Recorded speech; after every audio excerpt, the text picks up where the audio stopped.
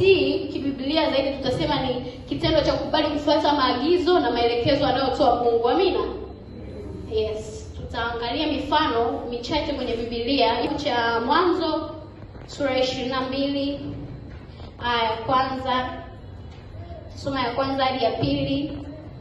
Ni historia ya Ibrahim, wengi tunaijua. Kwa kusoma hili somo nimegundua kitu cha ajabu sana. Sasa kuna neno kusoma anasema, na katika uzao wako mataifa yote ya dunia watajibarikia kwa sababu umeitii sauti yangu. Hakusema kwa sababu wewe ni mwema, hakusema kwa sababu wewe ni mtumishi wangu, hakusema kwa sababu wewe unafunga sana, unatoa sadaka sana, kwa sababu umeitii sauti yangu. Kumbe mnaweza mkaona kwamba kumtii Mungu kunaleta manufaa kiasi gani. Kwa sababu umetii sauti yangu nitakubariki. Kwa sababu umetii sauti yangu nitakuinua. Kwa sababu umetii sauti yangu nitakulinda. Hiyo ndio nguvu ya utii. Amina. Hebu muulize jirani yako, je, wewe unamtii Mungu? Unamsikiliza Mungu? Amina sana.